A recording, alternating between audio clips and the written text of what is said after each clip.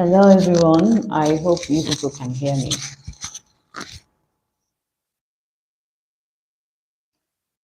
Please, can you hear me? We have been struggling to come online. Um, we have been struggling actually to come online, and of course, I want to share this video so that people can come online. Start at the right time, but we don't have time left, and because of that, I have to go ahead with the class. I'm so sorry. I'm sorry for the noise. It's coming from. It's actually coming from my my fan, my little fan, because I need that. So we are doing literature in perspectives. Please, if you are online now, answer your attendance. We are doing literature in perspective, and today I want us to go straight to Baroque. I want us to go straight to Baroque, okay? And Baroque is on page. What page is this? Page 52. In our literature, in our poetry, no, Baroque is on page 52. You can see that it starts from the 16th century and it ended in the 17th century. Okay, so we start. The 17th Jahrhundert ist die Stilepoche des Baroque, der sich in der Literatur, in der Architektur, in der Malerei und auch in der Musik entwickelte. So you can see that the 17th century is a kind of a stylistic era of the Baroque, which developed in the literature. Okay, I'm reading from my book, so I have to be looking down. Sorry for that. Okay, which developed in the literature, and we know that it has developed into literature, into architecture, into paintings, and as well in music. Die Barockdichtung, die man lange als überladen und schwurstig betrachtet, wurde seit Anfang des 20. Jahrhunderts intensiver erforscht und erfuhr dadurch eine Neubewertung. Barocke ist ursprünglich ein portugiesisches Wort und bedeutet unregelmäßige Perle. Okay, so you can see that Baroque is a kind of a poetry, something is seen as a poetry word that developed. Okay, it is viewed as a poetry word that was developed, and it is kind of a bulky because it has been seen as an intensive beginning of the 20th century, and it's also it has undergone some evolution or revolution. And the word Baroque, it was originally a Portuguese word, and this Portuguese word Baroque means pearl. Please invite people to come online and join their class, please. Okay. If you are online, give us a thumbs up and call your classmates online. They should come online, please. Okay. Then another thing here is die Erklärung weist bereits auf die verschiedenen und teilweise gegensätzlichen Komponenten hin, als denen sich das Lebensgefühl der Menschen in diesem Jahrhundert zusammensetzen. Lebensfreude und Weltschmerz klingen aus den Gedichten. In den Romanen spürt man Lebensgier und gleichzeitig die Sehnsucht nach dem Jenseits. Man findet Dichtungen, die der christlichen sowie der antiken Tradition verpflichtet sind. Okay, Please, if you're online, let your class members know. Please let them know that the class is going on now. Please. Thank you so much. Okay. So from what I'm seeing here, we have already said that the word, this baroque, which we are seeing in German as baroque, is a word that actually originated from the Portuguese, okay, from the Portuguese country, and it means pearl, and it has its own explanation from different points of views and different diverse view. You can see that people are kind of contradicting the components that made up the people's attitudes and their life in this century. And you can talk about the joy of life and the world weariness sounds in the poem. Okay.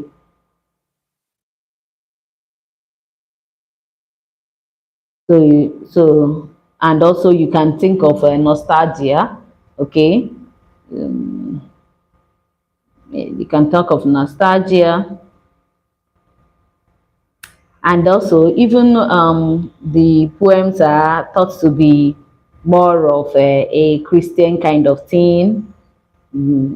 Okay, which are indebted in the ancient traditions. Okay, geschliffene Sentenzen mit kunstvollen rhetorischen Figuren stehen neben sprachlichen Erzählungen. Einflüsse aus fremden Literaturen wurden aufgenommen, aber die Sprachgesellschaften dieser Zeit bemühten sich um einen möglichst reinen deutschen Wortschatz. Okay, Franklin Chuku, good morning. Yeah. Happy Valentine. Olago Favor, your network is not good. Some of you should go and use the network in the school. Please remember to give us a thumbs up in this video. Invite your friends to come and like and join us. I'm sorry for shaking the camera. Okay. I'm reading and I'm trying to also explain. So everything I have here is down here. So I want to be bending down. I'm so sorry that I have to be bending down because I need to look into my book and read. That is how the class is going on. So we have seen that they also were the Baroque period, their poems that they wrote those periods were indebted from the Christian and the ancient traditions. Okay, polished sentences with artistic rhetorical figures stand in rough language narratives. Influences from foreign literatures were also absorbed, but the linguistic society of the time tried to use a kind of German vocabulary, pure German vocabulary as, in any way possible to write whatever they are writing. 30-jähriger Krieg, now the 30 Years War. Dieses Jahrhundert wurde geprägt vom 30-jährigen Krieg 1718 bis 1748. Dadurch die Auseinandersetzungen zwischen Protestantismus, Reformation und Katholizismus gegen Reformation entstanden war. Okay, we have actually seen before that there was a kind of a war going on between the humanismus and the people that were actually trying to reform the church.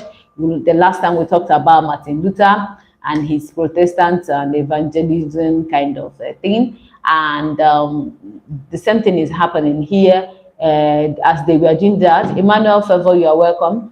As they were doing that, you can see that there is a 30 years war that broke out. And then, because of this century was the century that they were having the 30 years war, which was between the 16th century and the, 1618 and 1648.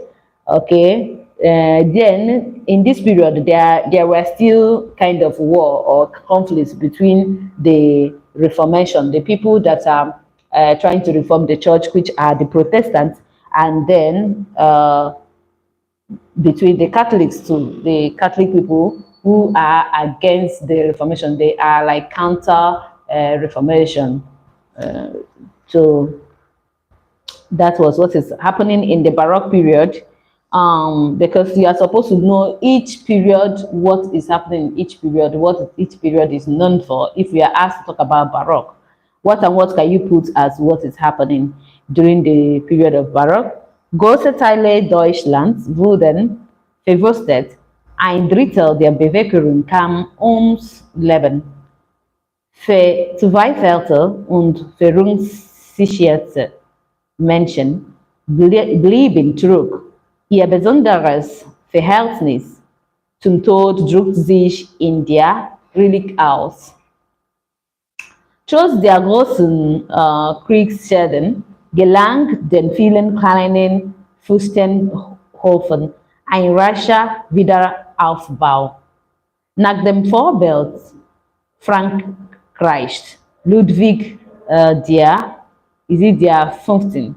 wurden die Fürstenhöfe zum Mittelpunkten des politischen und kulturellen Lebens. Wer an diesen Höfen etwas gelten wollte, musste sich die Sitten und Gebräuche anpassen. Das galt auch für die Schriftsteller. Das öffentliche Leben erhielt nach 30 Kriegsjahren wieder Ordnung und Gesetze. Okay, so you can see that the big part or a very large part of Germany were devastated, and a kind of a third population of them died because of the war. And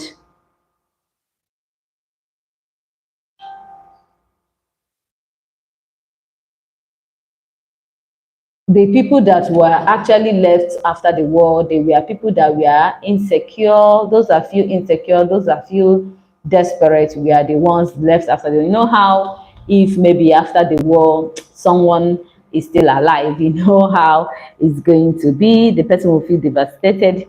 And these are the people that were actually left, and they try to express what they felt during the war into poetry, and most of the poetry they experienced or they were able to express was more of their relationship with death, and the dead people. And then you talk of the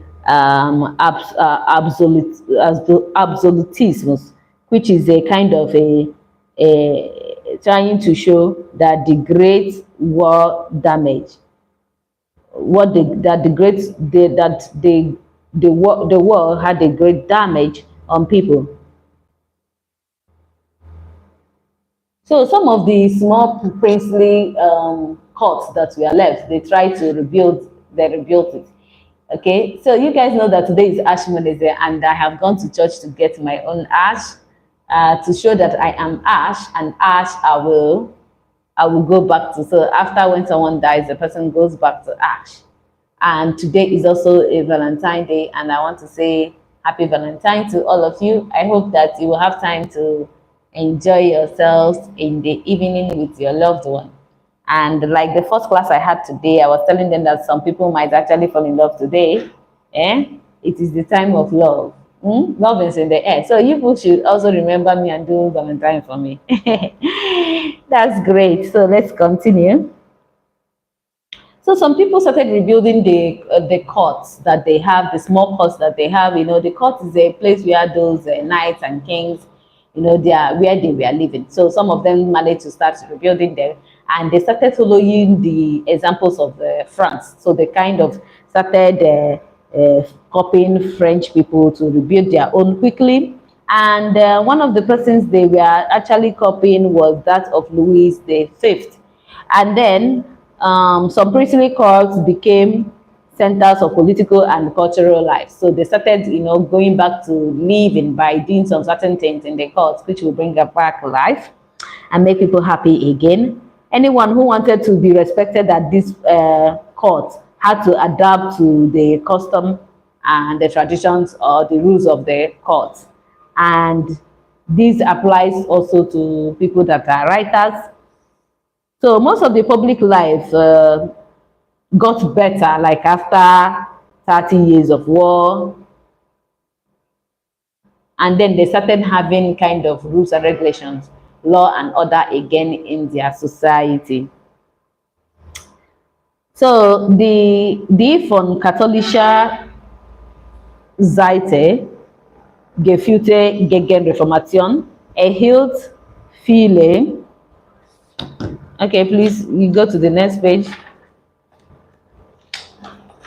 That is Seite 54. Okay. Erhielt viele Impulse aus den katholischen Ländern Europas, als Italien, Spanien und Frankreich. Das bemerkt man vor allem in der Musik, der Malerei und der Literatur. Please, Entschuldigung, somebody is calling me. Please, somebody is calling me. Let me get this. This person wants to put me in trouble. Entschuldigung, somebody is actually calling me. And you know that this, oh my God, this person calling me now, she doesn't know that I'm online. And this call wants to put me in trouble because, sorry, because of copyright issue. I'm so sorry for that. Because of copyright now, she wants to put me in trouble because of that song now that is coming into this video, which is not supposed to be. Okay. So let me continue. We said Impulse aus den katholischen Ländern Europas, als Italien, Spanisch, Spanien und Frankreich. Das bemerkt man vor allem in der Musik, der Malerei und der Literatur. Im 16. Jahrhundert waren in Deutschland viele Volksbücher entstanden. Und diese Entwicklung riss im 17. Jahrhundert völlig ab. Everybody has run away. Nobody is even online. Please, if you're online, let me know. Stattdessen bevorzugte man kleine literarische Formen aus den romantischen Ländern, wie zum Beispiel das Sonett, die Ode, das Epigramm. Ein Durcheinander der Formen war entstanden. Okay. So, you know that from this part, they say that the people in the side of the Catholics who were against the Counter-Reformation, they were receiving many impulses from the bases that can be noticed throughout Europe, from Italy, from France, and as well from Spain. The verdict was in the music, the painters, and the late artists. So this development slipped away from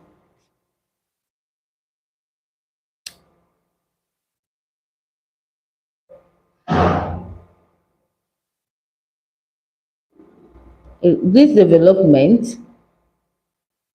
Okay, the Germans in the 16th century, they started producing a lot of books, okay, that had to do with books for the people. And then this kind of development slips away many of the centuries. You can talk about the 17th century. So it started from that period.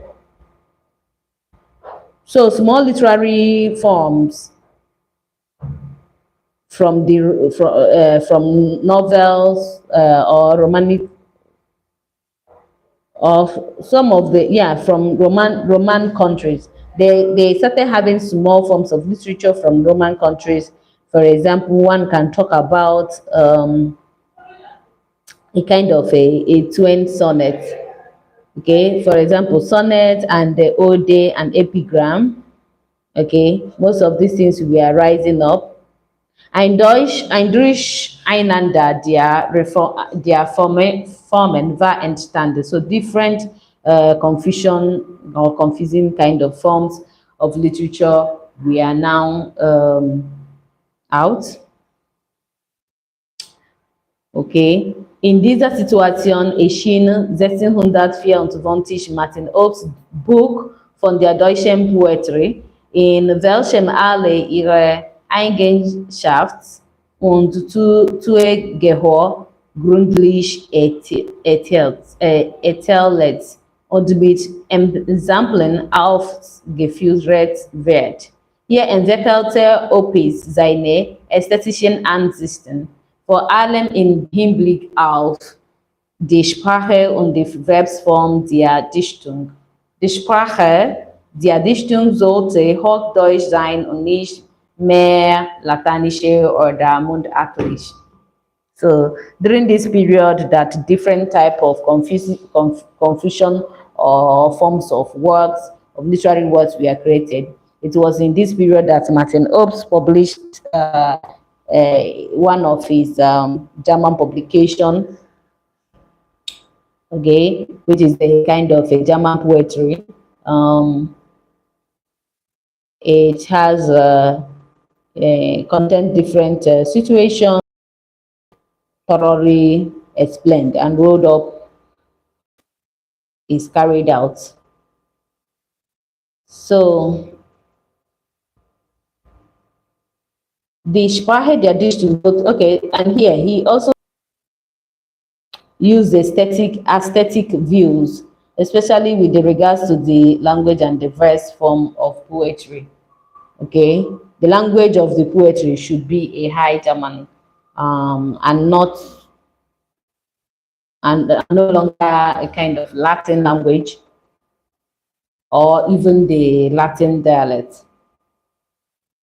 So from that, he tries to avoid foreign words in his write-up. He wants to definitely use German and write. He wants to write German. Obstwerk, das aus Begründung noch. I'm sorry, the network is frustrating, and just like I was saying, the language should be meant High German language, okay, or and not any foreign language used. So he tried to avoid using foreign language. So if you are asked to talk about Otis and what he is, sorry, I am trying to say that the network is actually disturbing, so please bear with me. I was actually trying to say that Opis work can be understood as the foundation of the new High German word of art. And it had the effect of hardly, you can say it has the effect of the rule book. Okay, that is called Regel book. In Baroque Zeitalter entstanden viele Beispielsammlungen. You have some of the examples. So during the period of Baroque, a lot of collections of as examples, exemplary corrections were developed, and you can have some of them that they call the Florilegia, other and the Exemplar. Okay, Opis sprach the Form Vorschriften, wirkten aber noch weiter bis zu Ende des 18. Jahrhunderts. So you can see that Opis' work continues to grow, and his collections and language forms and regulations continue, okay, till the 18th century, continue to go to the end of the 18th century. Sprachgesellschaften. Now let us look at the language society, okay, the language society. In der ersten Hälfte des Jahrhunderts entstanden die Sprachgesellschaften. It was at the second half of the century that the language society kind of arose, or you can call it a linguistic society. So it emerged during the Sichter und Forschung zusammen und die Muttersprache zu pflegen und sie von Freunden, even princes that are as are members of this society. So their work mostly is to try to maintain the native, and their work is mostly to come together and to maintain the native language and keep it free from foreign influences. They want to have a pure German language which they keep away from foreign influences. So this is the work of the Sprachgesellschaften. That's the work of the language linguistics, what they do in their society. Später kümmerten sich diese Gesellschaften auch eine größere Einheitlichkeit oder Einheitlichkeit der Orthographie. 1617 wurde nach italienischem Vorbild die furchtbringende Gesellschaft in Weimar gegründet. Sie wollte die hochdeutsche Sprache in ihrem rechten Wesen unterstanden, ohne Einmischung fremder Wörter aufs möglichste und zunlichste erhalten und sich sowohl der ersten Aussprache im Reden als auch der reichsten Art im Schreiben und Reimedichten beflüssigen. So those linguistic society also made sure that their native language, that they maintain it and it is free from foreign words, okay, or foreign influences. And then it was later in the 1617 that they decided to make it a kind of a greater uniformity, to form a greater uniformity of orthograph, okay, and that is why the bearing society in Vienna, in Weimar, based on the Italian model they followed. Okay, so the maintenance of the High German language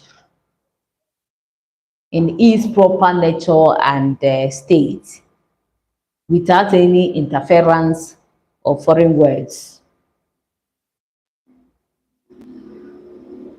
and then they strive as much as they can for the best pronunciation in speaking, and as well to get the purest writing style and the reading. So this is what the linguistic society that was created we are doing in Weimar.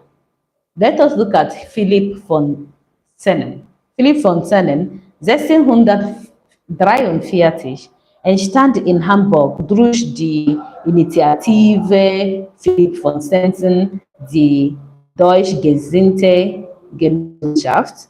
1656 in Lübeck, der Erbschwanenorden und weitere mehr. Die puristischen Bestrebungen hatten großen Einfluss auf die Sprache und Literatur der Zeit. So in the year 1643, the German-minded cooperative was founded through this Philipp von Zennen initiative.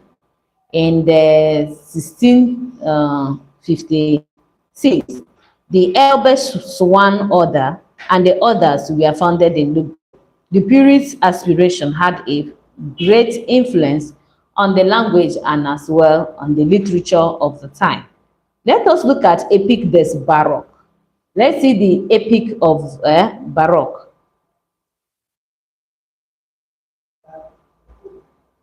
So,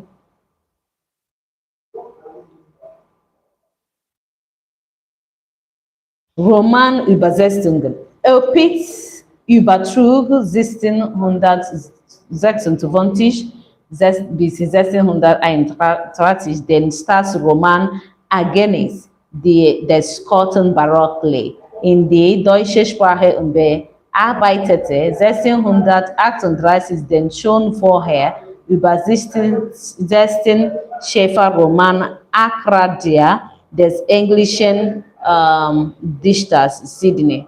So, this in the translation of the Romanic maybe language. Opix tried to take over from the 1626 to 1631,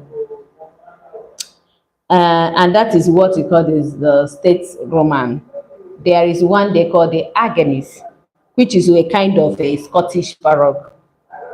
Okay, a Scottish Barclay in the German language. And also they worked on the 1634, the the the translation of a novel which is called Arcadia from English, an English. So mit Zestungen wollte seinen Buch von der deutschen Poetere noch mehr Nachdruck verleihen und seinen Dichterkollegen zeigen, was in anderen hier in den englischen Literaturen schon möglich war, seit Mitte des 16. Jahrhunderts.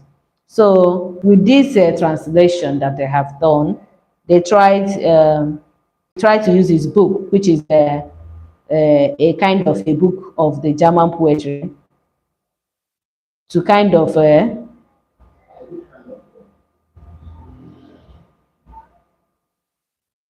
to also kind of to influence, and as well to show the other poets that are his colleagues what they can do, okay, in other people's work. For example, if they what they can do from the English literature, which is also possible since the middle of the 16th century. On the Deutschland möglich werden sollte, and that's what other people have done in English poetry can as well, or English literature can as well be possibly done in German literature. In Zeitalter des Barocks sprach man noch nicht von der Gattung Roman. Versuchte man die neue Zeitalter of the Baroque, that they stopped talking about the genre of literature which is called Roman, that is the novel. It was later that one tried again to use a new prosa form, which is epos, to differentiate from the Roman. Die Romane des Barock lassen sich in drei verschiedenen Kategorien einteilen. The Baroque novels were actually divided into three different categories, okay? Es gab Schäferromane, Staatsromane und Schlemmen oder Abenteuerromane. So they divided it into three forms, different categories they divided. There is Romane, which is actually a pastoral novel, and then one they call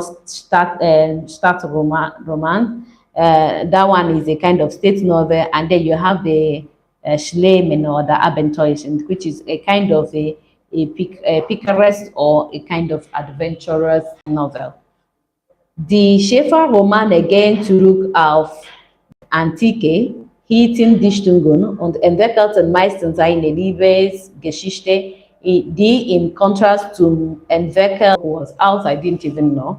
So now what I'm saying is that this pastoral roman went straight back into the antiquity to get its own foreground, and it developed into a love story, which is in contrast to the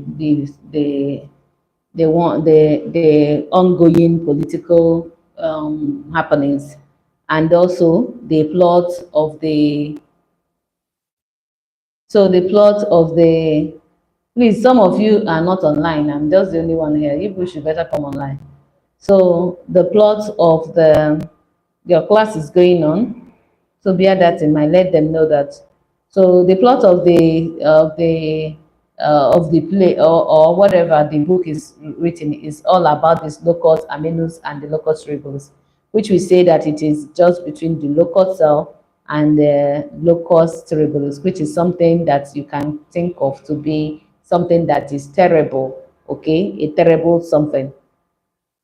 That is what it is.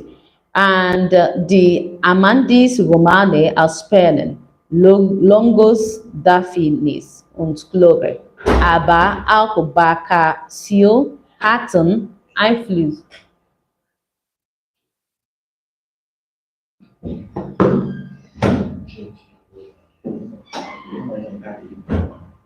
Okay, it's my own. Okay. Sorry for that.